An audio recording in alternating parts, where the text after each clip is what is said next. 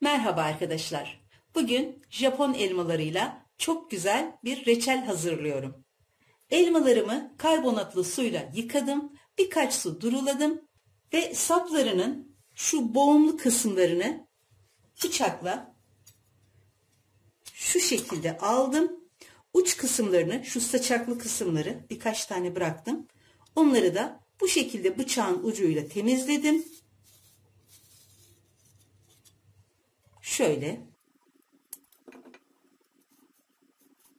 Yine bu boğumlu kısmı alıyorum.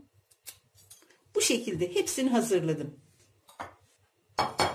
Şimdi de elmalarımı şöyle ucu sivri bir çatalla bu şekilde deliyorum. Bu elmalar bayağı sert ve sulu elmalar. Bakın tabağın içi nasıl kırmızı su oldu. Bu şekilde hepsini deliyorum.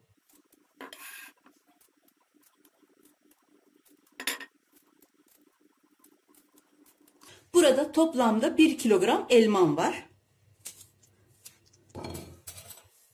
Çatalı batırırken şöyle derin derin batırmaya gayret etmek gerekiyor.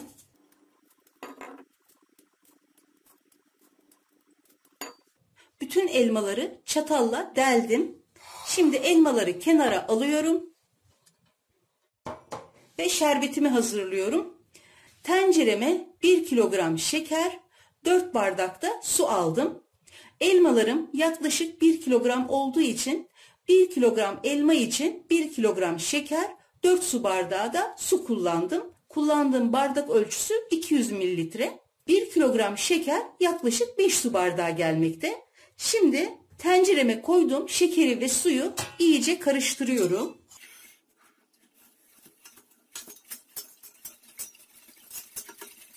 Şeker eriyene kadar karıştırıp ocağa alıyorum.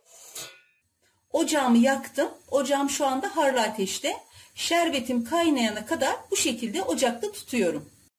Şerbetim kaynarken şöyle 5 adet karanfil ve birkaç parça tarçın kabuğunu boşalttığım böyle bir çay poşetinin içine koyuyorum.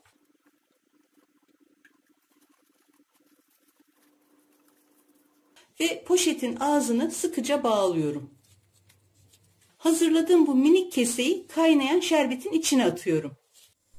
Bu şekilde içine bırakıyorum.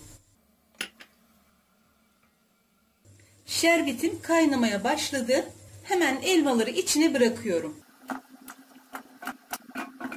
Sıçramaması için elmaları böyle içine kenardan bırakıyorum. Bu aşamada içine şöyle çay kaşığının ucuyla küçük bir parça tereyağı atıyorum. Tereyağı reçelin köpürmesini önlüyor ve reçelimizin biraz daha parlak olmasını sağlıyor. Şimdi tekrar şerbet kaynayana kadar bu şekilde harlı ateşte tutuyorum. Tencerem kaynamaya başladı. Hemen ocağı böyle orta kısığa getiriyorum ve yaklaşık yarım saat bu şekilde kaynatıyorum. Tam yarım saat oldu. Şimdi ocağı kapatıyorum.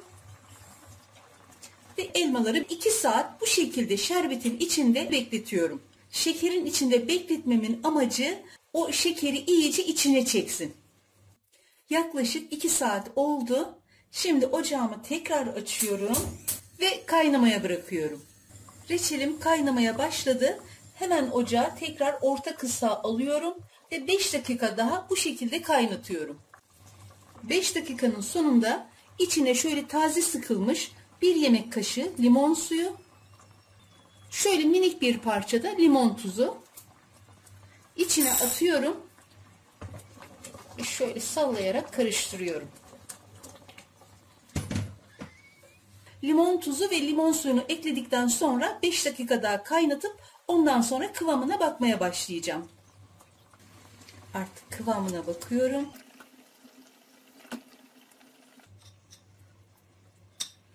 Kıvamı gayet güzel olmuş.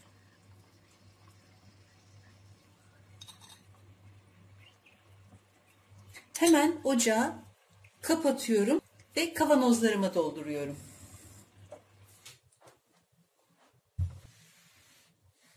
Önce biraz sunum tabağına alıyorum.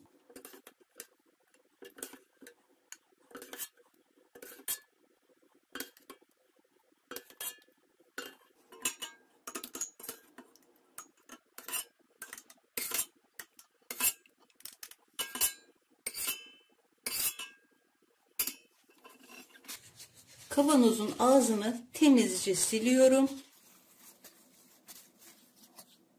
Ve hiç kullanılmamış bir kapakla şöyle 3 geri ve 1 ileri yaparak sıkıca kapatıyorum. Tencerenin içinden o keseyi de aldım. İçinde karanfil ve tarçın kabuğu vardı. Bu kavanozum da yarısına kadar doldu. Ortaya gerçekten harika, güzel bir reçel çıktı. Bu reçeli böyle meyvesinden tutarak ağzınıza atıp yiyorsunuz. Çekirdek kısmını yemek zorunda değilsiniz.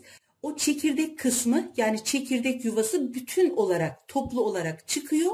Aynen kiraz, vişne, erik yerken çekirdeğini nasıl çıkarıyorsak bu elma reçelini de yerken o çekirdek yuvası bütün olarak çıkıyor. Onu çıkarıyoruz. O şekilde yiyoruz. O kadar güzel bir reçel ki çayınızın, kahvenizin yanına tatlı niyetine, lokum niyetine yiyebilirsiniz. Her yerde bolca bulunan bu Japon elmalarını mutlaka deneyin derim. Yapmak ve denemek isteyen herkese şimdiden kolay gelsin, afiyet, şifa olsun.